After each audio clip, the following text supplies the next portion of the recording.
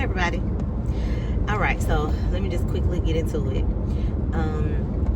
I was up this morning from 2 a.m. to 3:30 a.m. This is Eastern Standard Time, so I don't know what it looks like on your side of the world, wherever you are.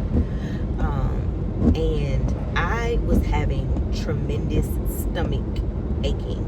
Okay. Definitely felt like a lot of anxiety. It was extremely intense, extremely heavy, and it literally felt like something was trying to get out of my belly. And I knew it wasn't me.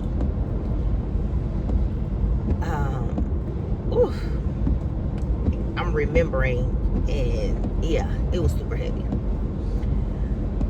That lasted for an hour and a half. I did some deep breathing like I normally do when I'm feeling for a collective of people, feeling for other people, feeling for myself sometimes. I just did some deep breathing and allowed the emotions to move through. And eventually I went back to sleep. And when I woke up an hour later, clear. Anxiety gone. Heaviness gone. Intensity gone. The message here, and it's a couple messages. And first, it is Thanksgiving, so happy Thanksgiving to you all that celebrate. It is a day where a lot of people are with their families and friends and loved ones, but it is also a day that a lot of people are working through grief. A lot of people aren't in the mood to celebrate. A lot of people aren't able to process through the heaviness of the grief, and so they isolate. So the first message is for those of you who are grieving today. First, I extend my most heartfelt sentiments to you.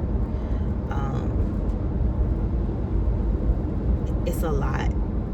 It's a lot to be said when you're missing some of the most important people in your life physically.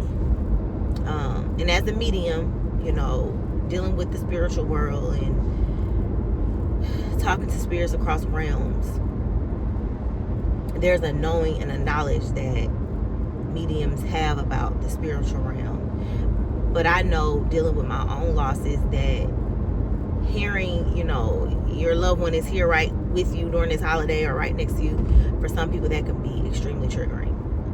And so I say, do the best you can today with whatever works for you. If it's knowing that your loved one is next to you today, use that. If it's just breathing through it, use that. If it's sitting in it, use that. If you need to pull away from people, do that. Do what you need to do to help you manage in this moment.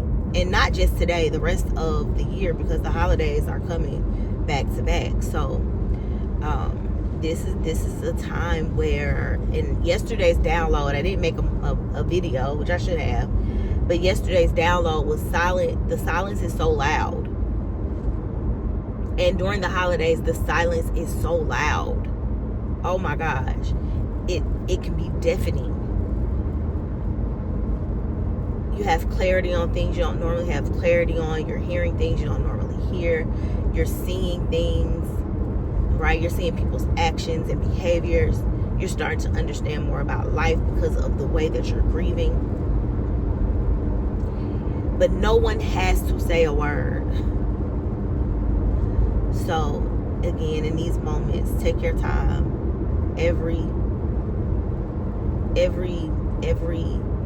Just take it a moment at a time. Take it a step at a time. Don't try to conceptualize the entire day. The second message is, whatever you need to say to somebody, you need to say it. This may be their last time hearing it. These may be the words that they need to hear: an apology, some form of clarity, some words of encouragement, a conversation. Somebody needs a conversation. Somebody is waiting for a conversation from someone. And when you say the words that you need to say, it's going to release so much from both of you. it is going to allow both of you to move forward. It is going to allow both of you to get the clarity that you need so that you can move into other areas of your life. But the words have to be said. The emotions have to be shared. Even if they're not reciprocated. And I think that's the fear that I was processing last night through the anxiety, was that they're not going to feel the way I feel, or they're not going to understand the way I understand it. And we have to learn to bypass that. Everybody's not going to understand it the way we understand it. Everybody's not going to feel it the way we feel it. We have to move on it when our spirit tells us to move on it. And then allow the other person to process the way they need to process. Woo!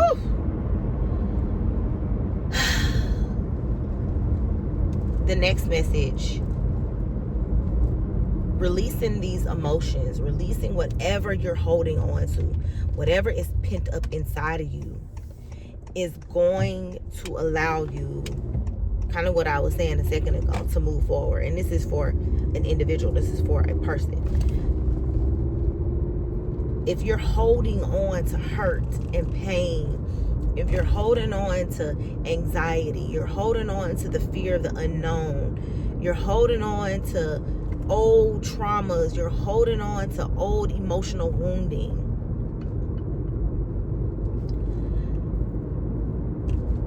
you need to let it go. Today is the day to say, you know what? That no longer belongs to me. That was my old self. That was when I was 20 and now I'm 40. That was when I was 15 and now I'm 25. That was my old emotional wounding. I no longer need that to move through my life. Because in the next message is that because you're holding on to the emotional wounding and you're holding on to the trauma and you're holding on to the hurt and the pain, you are causing yourself physical distress. I was physically distressed this morning. Physically distressed. And there was nothing I could do. There wasn't a Motrin, a ibuprofen, a tea, a nothing that was going to take that away. I had to literally sit and let it come up and out. You're going to cause yourself great physical distress holding on. This is how a lot of our ancestors passed. This is how a lot of our grandparents passed and great-grandparents passed. Heart attacks, ulcers, strokes, diabetes, holding on to words, holding on to messages and sentiments never shared, holding on to emotions never shared, holding on to thoughts never shared. Someone hurt you and you never said, that hurt. That left a wound on my heart. That left me heartbroken. That left me shattered. That left my stomach in knots. That scared me when you did that. Whew. This emotional release is so great. It is going to move you into, it's going to shift you into the next biggest phase of your life. It's like you got to let go of the worry.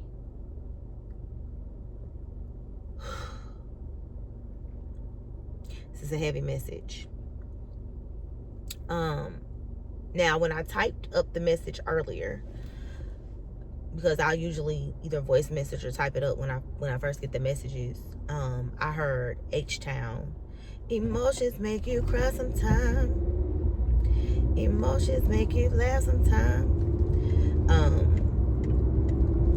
And one of the things that they were saying was, I had emotions from the moment I came out my mother's womb. I was crying.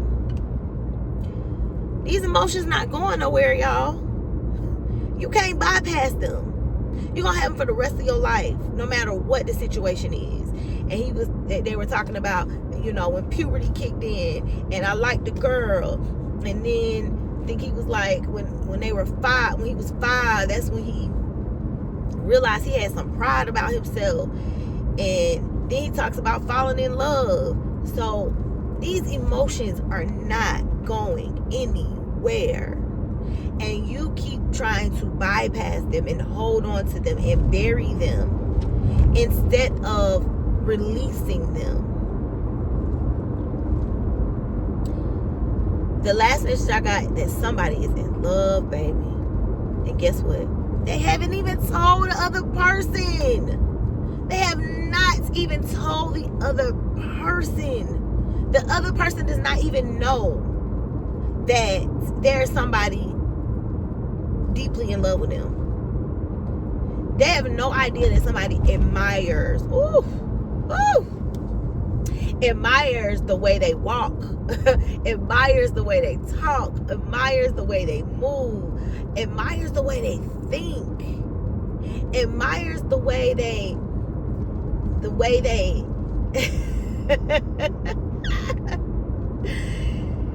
it's a essence, it's a sensuality. Admires the way they move in their femininity. Admires the way they move between relationships, and I mean all their relationships. They like the way they communicate with people. They like the way they have different social environments that they can thrive in. They like the way that they give. They like the way that they share with others. Baby, woo! That's good. That's good. I love it. I'm all for it. I love y'all. So tell them, even if it's not reciprocated, tell them. You never know what they've experienced deep down. They may not be able to reciprocate the love back, or they may not be able to love you in the way they may not be able to love you the way you love them. But they need to know somebody loves them. They may have had parents that never said, I love you. They may have had relationships that were so painful. They thought that the pain was love. They thought that the hurt was love. And now they're realizing from you, or whoever this message is for, that love is not pain. Love is not hurt. Love is not physical abuse. Love is not manipulation. They are learning that love is gentle. Love is soft. Love is compassionate. It's courageous. Ooh! And they need to hear that. You don't even know that they need to hear that. You might open up something in them and they, oh my gosh, they will fly. They will fly. They will fly. They're probably hard on the exterior. This is why we have to follow our spirit and not our ego. This is why we have to do what spirit tells us to do, because we are someone's next blessing. Man, we are someone's next blessing and we don't even know it. And we're just sitting on our words, and we're just sitting on our thoughts. And maybe it is a message that's like, when you did that thing, you hurt me. And so it's not the best, it may not be the best message, representing love, but that is a form of love. Letting somebody know that, hey, you did something that really affected a really deep part of me. And because you did that thing, this is what happened. And now this person knows that maybe they didn't realize that their tongue was sharp. They didn't realize that that thing they do was hurtful. But you in a loving way, in a compassionate way, empathetic way, told them, hey, I don't like when you do that to me. That hurts my feelings. And now they know they need to change that thing. Woo. All right, y'all. I'm about to wrap this up. It is Thanksgiving morning. I need to go make my mac and cheese. I love y'all. Be blessed. The Sacred Healer. Don't forget to like this video. Thank you.